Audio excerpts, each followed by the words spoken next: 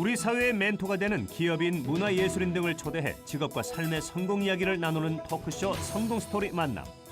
2013년 4월 첫 방송을 시작해 오늘로서 100회에 이르기까지 그 중심에는 명진행자 이재만 변호사가 있다. 휴머니스크 매니지먼트 전문 변호사이자 연예인, 정치인, 기업인의 유명 사건에서 최고의 변론을 맡아 승수한 법정의 승부사인 이재만 변호사가 성공스토리 만남을 통해 만난 100여 명의 멘토를 통해 얻은 진실은 무엇일까? 성공스토리 만남 100회 특집, 빅데이터 전문가 송기령 다음소프트 부사장이 변호사 이재만을 만나본다.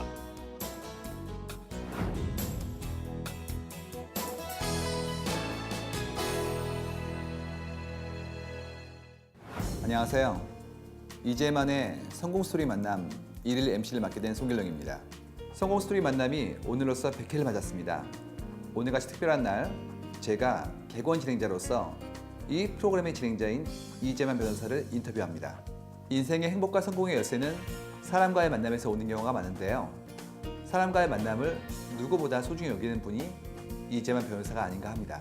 성공스토리 만남을 진행하는 이재만 변호사가 그동안 멘토들과의 만남을 통해서 시청자들에게 전달하고자 한 메시지는 무엇이었을까요? 이재만 변호사를 함께 만나보시죠.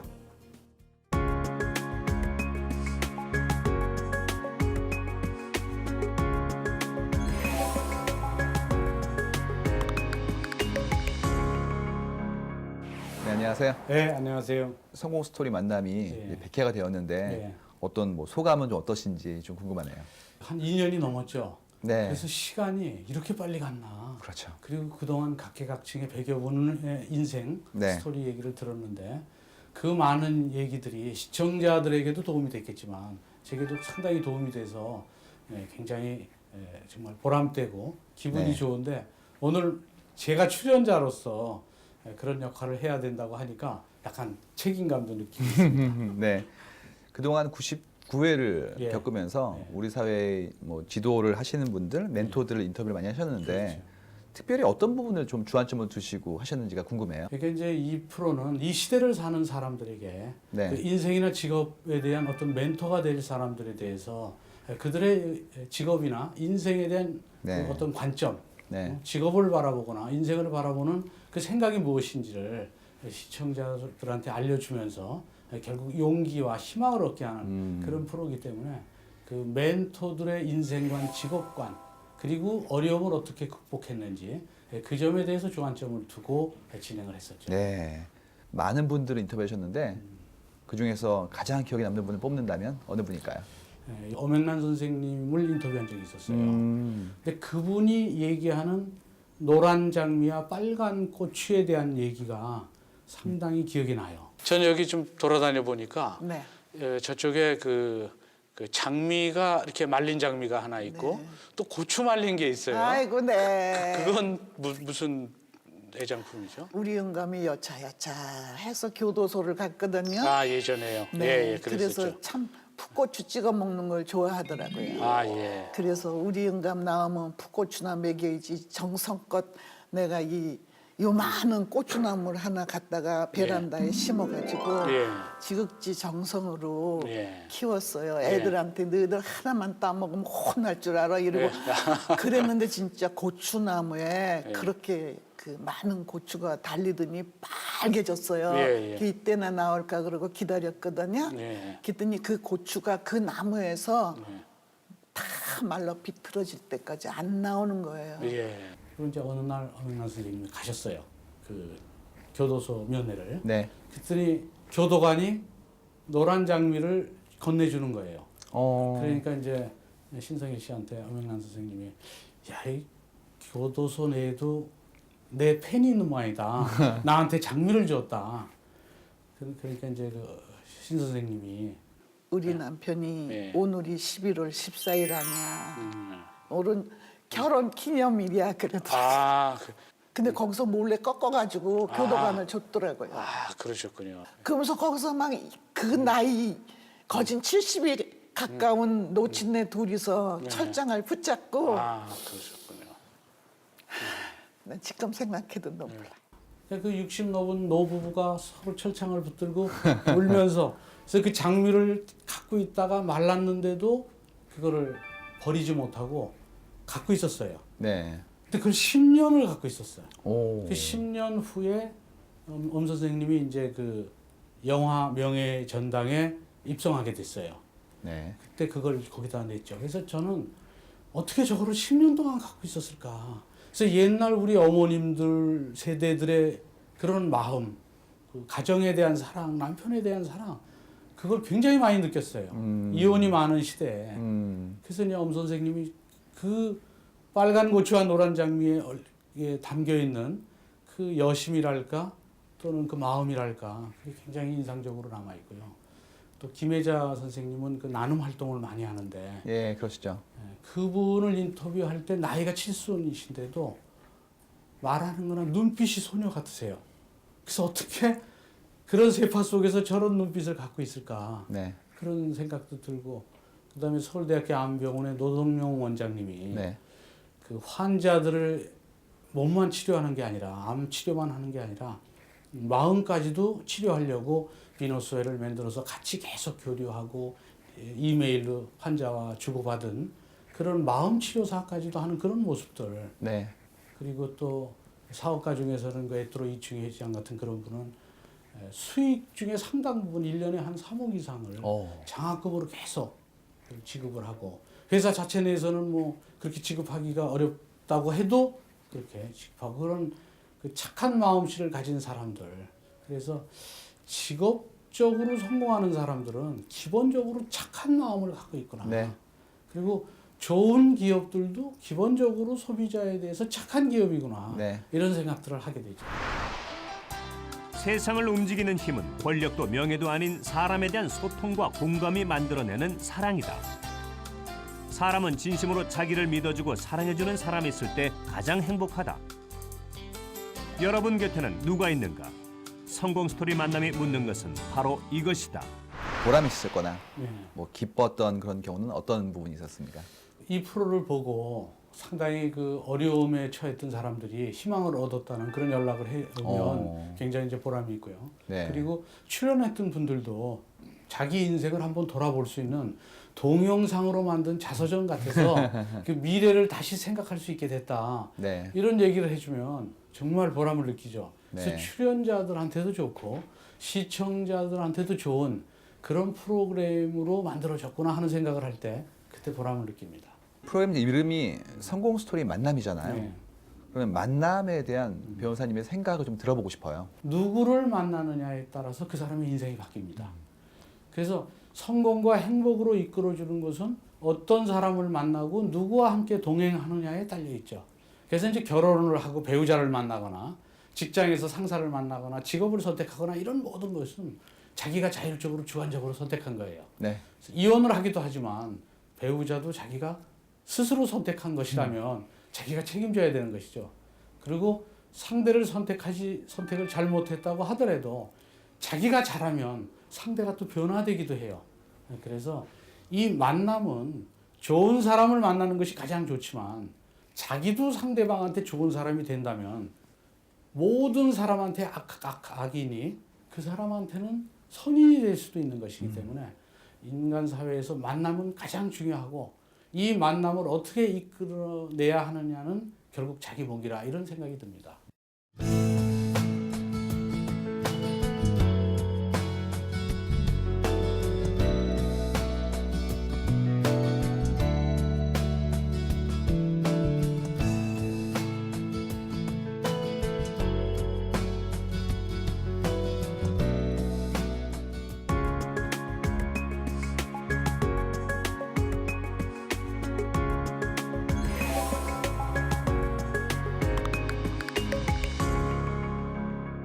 시작은 좀 늦었지만 유명 사건을 승소하시면서 이제 변호사로서 큰 명성을 얻고 계신데 휴먼 리스크 매니지먼트라는 분야를 전문 분야로 삼고 계시다고 얘기를 들었어요.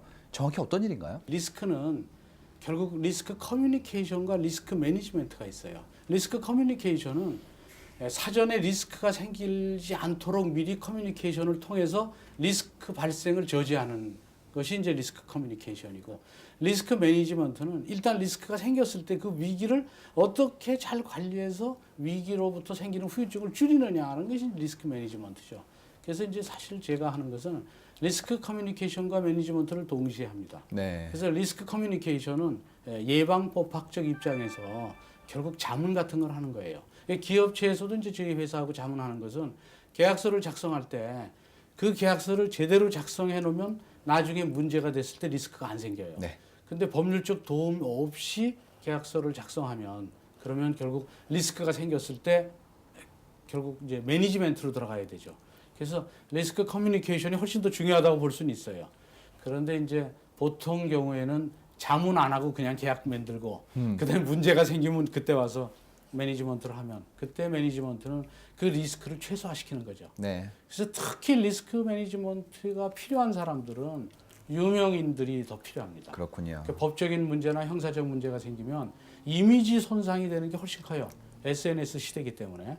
그래서 그 이미지 손상이 한번 잘못되면 그냥 고정화돼 있기 때문에 나중에 재판에서 이겨도 잘못된 이미지 손상을 회복시킬 수가 없어요. 유명 연예인들이 만약 형사 문제가 됐다면 그 죄만큼만 벌을 받아야 되는데 그렇죠. 그 죄보다도 사회적 평가에 의해서 더 큰 죄를 받지 않도록 리스크 매니지먼트를 해주는 것이죠. 네. 그래서 연예인들 사건들을 많이 맡았던 게 이제 이런 리스크 매니지먼트들을 잘 해줬기 때문이고 또 리스크 커뮤니케이션은 이제 뭐 여러 가지 회사에서 자문을 요청하는 것은 그 리스크를 생기지 않도록 하기 위해서 하는 것이죠. 말씀하신 대로 유명 연예인들의 사건을 승소로 이끌으셔가지고 아무래도 유명세를 타셨어요. 연예인들이 좀 특수한 직업이잖아요. 네. 그러면 부담감을 가지고 변론을 하셨을 것 같은데 가장 기억에 남는 사건은 어떤 것이 있었습니까? 가장 기억에 남는 건 이제 주병진 씨 사건, 그리고 예. 송일국 씨 사건 뭐 이런 것들이 가장 기억에 남죠.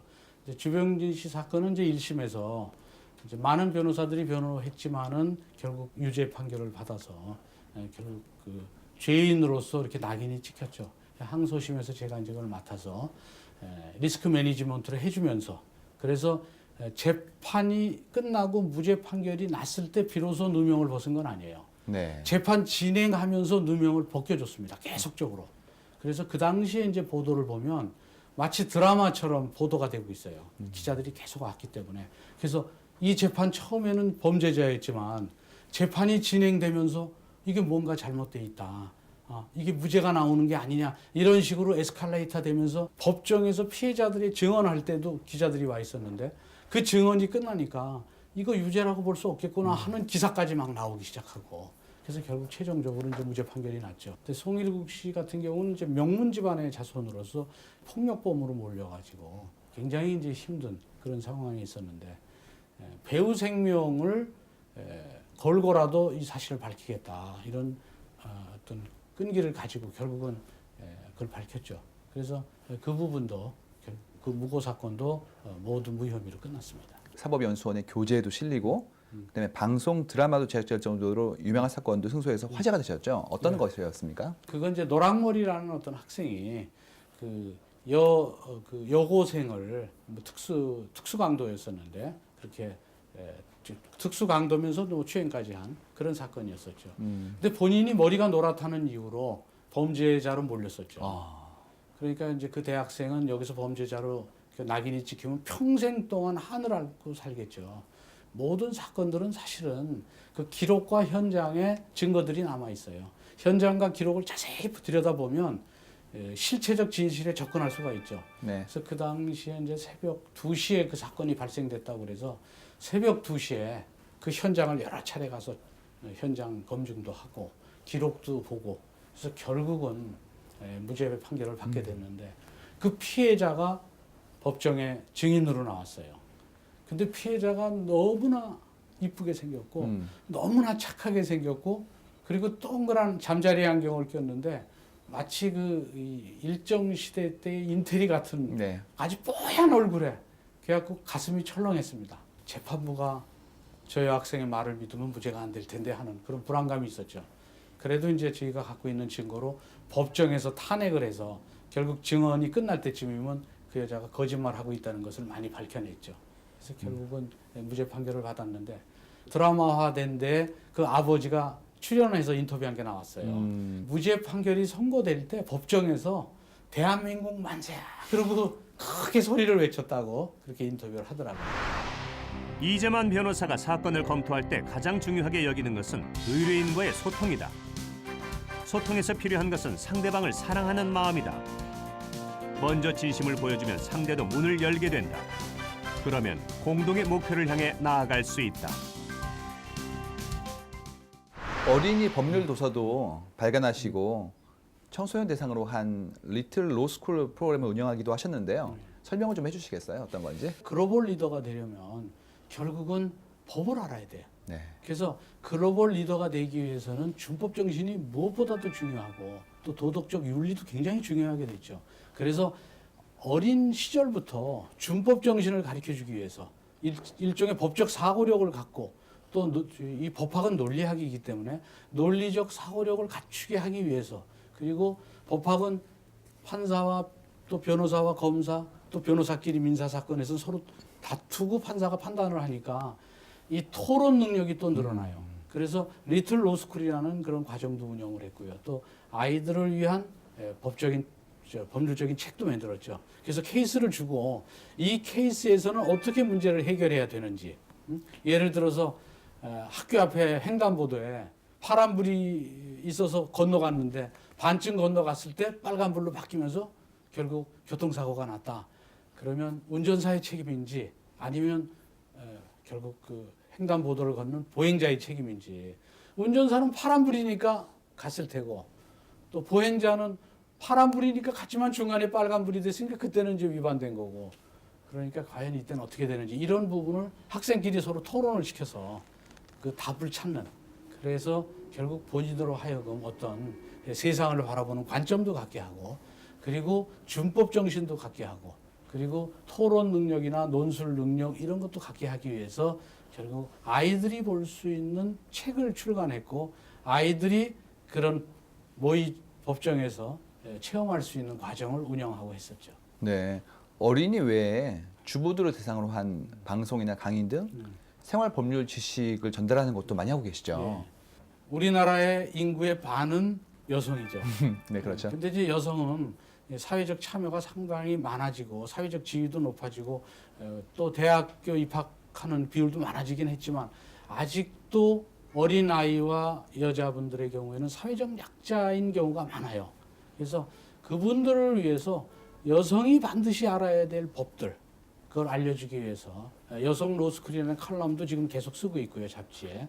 그다음에 이제 그 KBS에서 여성공감이라는 데서 거기서 이재만 변호사의 드라마 법정이라는 프로에서 드라마의 장면을 가지고 계속 법적인 걸 알려줬죠. 이제 네. 그런 부분들은 대부분 여성들이 반드시 알아야 될 그런 법일 수도 있고 또 뭐 기독교 방송이나 기독교 TV 이런 데서 여성들을 위한 법이라든지 이런 강의도 했었고. 네.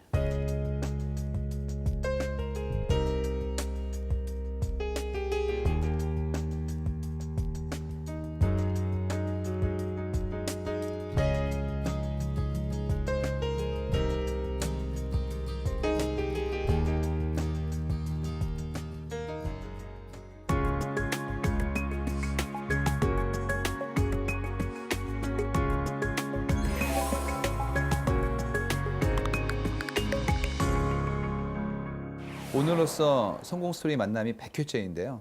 숨겨진 이야기가 있다면 어떤 것이 있을까요? 한 사람이 정말 힘들어서 자살을 하려고 그랬대요. 그래서 부산 바다를 걸어 들어가는 거예요. 자살하려고. 그 파도가 치니까 얼굴로. 근데 딱 보니까 자기도 모르게 까치발을 하고 있더래요. 숨을 쉬어야 되니까. 죽으러 가는 사람이 왜 숨을 쉬어요? 그래서 까치발을 하고 파도를 맞고 이러다가 돌아 나왔어요. 거기서. 그 죽으려다 죽지 못했고. 한 번 죽으려고 하다가 죽지 못하니까 이제는 뭐든지 할 수가 있대요. 다른 사람한테 가서 뭔가를 요구를 하고 도와달라고 그래도 그 얘기를 하면 상대가 거절하잖아요. 거절하면 내가 창피하니까 얘기를 못했는데 거절하면 또 가고 또 거절하면 또 가고 막 10번씩 가고 못하면 다른 사람한테 가고 그러면서 본인이 그런 얘기를 하더라고요. 정말 내가 간절하게 원하면 이루어진다는 거예요. 이루어지지 않은 것은 간절함이 없어서 이루어지지 않는다. 그분은 지금 굉장히 큰 기업체를 운영하고 있고 그래서 결국은 본인이 자기가 도저히 이 세상에서 살 수 없는 패배자다고 생각해서 그 부산 바다에 가면서 까치발을 한 게 20년 전이에요. 예.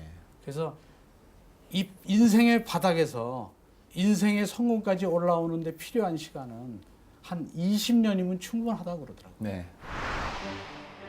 시냇물이 소리를 내는 것은 물속에 돌멩이가 있기 때문이다.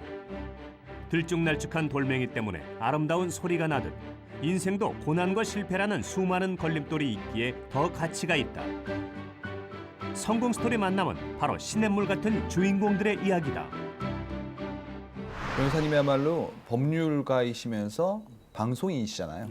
그럼 시청자에게 이제 멘토 역할을 하실 수 있는 분이라는 생각이 드는데 특별히 관심을 가지고 노력하는 분야나 관심사가 있으신지요? 위기에 있는 사람들이 사지로 가지 않고 살 수 있는 길로 갈 수 있도록 해주고 싶은 거예요.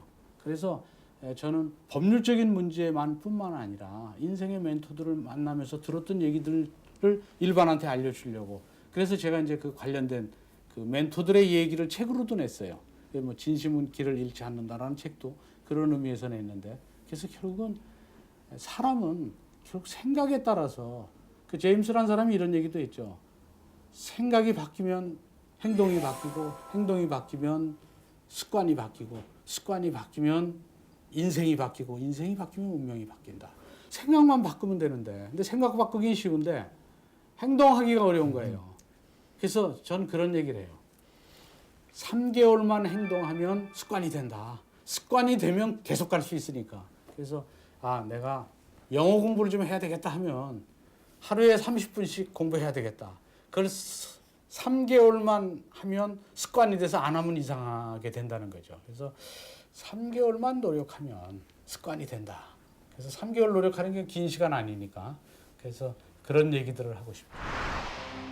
멘토들이 이구동성으로 말하는 인생을 바꾸는 성공의 열쇠는 다른 사람과 진실한 인간관계를 가지라는 것이다.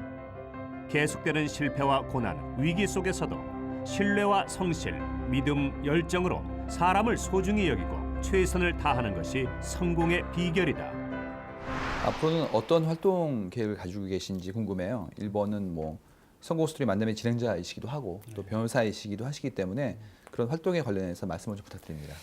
일반인한테 아는 법이 힘이 되는 세상, 법치국가이기 때문에 법을 몰라서 피해를 보는 사람이 없도록, 또 이 세상은 평등한 세상이기 때문에 결국 법에 의해서 불평등하지 않도록 모든 사람들이 법과 정의가 살아있는 이 세상에서 평등하게 살 수 있도록, 또 법은 어렵고 또 무서운 것이 아니라 상식에 기반한 친구와 같은 그런 것이 법이라는 걸 많은 사람한테 알려주고 싶어요. 그래서 더 많은 사람한테 법에 대해서 알려주고, 또 그래서 리스크 커뮤니케이션이 원활하게 될 수 있도록, 또 만일 어떤 위기가 생기면 그 일로 인해서 절망의 길로 가지 말고 살 수 있는 생의 길, 희망의 길로 갈 수 있도록 그분들한테 희망을 주는 그런 메시지를 전하고 싶습니다.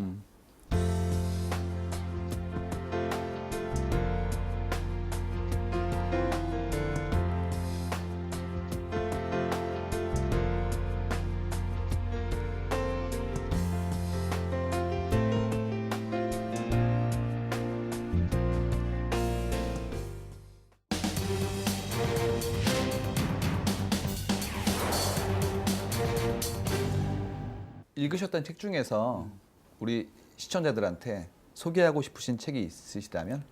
제가 읽은 많은 책 중에서 특히 기억에 남는 것은 성경입니다.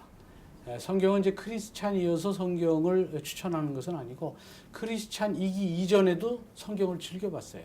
그리고 이제 성경책 중에 여러 구절이 있는데 한 구절만 갖고도 계속 그 구절을 암송한 적도 있었고, 특히 이제 그 마태복음에 나오는 말 중에서 결국 으뜸이 되고자 하면 다른 사람을 섬기는 사람이 되라 하는 그 부분을 상당히 좋아합니다. 그 리더십이라는 건 그대로 현대에도 적용이 되는데, 사실 리더십은 구성원들의 잠재적인 능력을 최대한으로 끌어내서 공동의 목표를 이루어내는 그런 사람이 리더십이라고 하는데, 리더십은 직원도 리더십을 가질 수 있더라고요. 네. 직원이 자기가 뭔가 일을 해서 그 성과를 과장한테 다 주는 거예요. 배려해서 주고. 그러면 결국 과장은 이 과원이 나 앞으로 이런 사람 좀 지원해주고 이런 물적 자원도 지원해주면 뭐 프로젝트를 하겠다. 그럼 과장이 당연히 지원해주죠. 네. 왜냐하면 성과물을 자기한테 주니까. 그렇죠. 그러면 여기에 리더는 이 과원인 것이죠. 결국 진심을 가지고 이 회사를 하기 위해서 자기보다는 회사를 위해서 또 자기보다는 과장을 위해서 진심으로 일하면 회사도 좋고 과장도 좋고 그 과장은 결국은 나중에 부장이 되면 이 직원을 데리고 승진시켜서 데리고 가죠. 그래서 가치 있는 사람은 경쟁자가 아니라 동반자다. 함께 가는 동반자다라고 생각하면 그 사람이 진정한 리더십이라고 봅니다. 마지막으로 앞으로 성공 스토리 만남을 어떻게 이끌어 가실 것인지 시청자 여러분께 한 말씀 부탁드릴게요. 성공 스토리 만남은 이 시대를 살아가는 사람들에게 어떤 직업적 멘토가 될 수 있는 그런 멘토들의 직업관과 인생관에 대해서 듣는 그런 현장 토크쇼라고 볼 수 있죠. 근데 그동안은 그 직업관과 인생관에 대해서 다소 추상적으로 진행된 그런 경우도 있기 때문에 보다 더 구체적인 사례에 의해서 결국 어려움을 어떻게 극복했으며 그 극복 과정에서 가장 힘들었던 것은 무엇이며 그리고 앞으로 살아가는데 꼭 가져야 될 덕목은 무엇이며 그래서 인간 사회에서 가장 중요한 것이 무엇인지를 그런 멘토들로부터 듣고 이를 시청자들에게 전해주려고 합니다.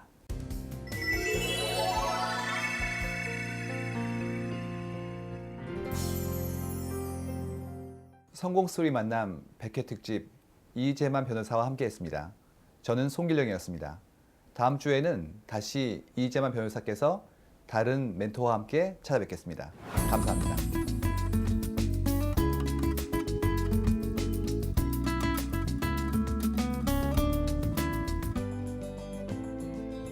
인생에서 사람을 얻는 성공 비밀을 알고 있는 이재만 변호사. 행복은 누구와 함께 가느냐에 달려있다는 것을 누구보다 잘 아는 이재만 변호사는 그래서 성공 스토리 만남이 참으로 소중합니다. 앞으로도 그가 의뢰인의 무거운 짐을 덜어주는 유능한 법률가이자 생활 법률을 전하는 친근한 방송인으로 무엇보다 성공 스토리 만남의 주인공들을 통해 시청자에게 진심 어린 만남의 중요성을 전달하는 진행자로서 변함없이 활약해 주기를 진심으로 응원합니다.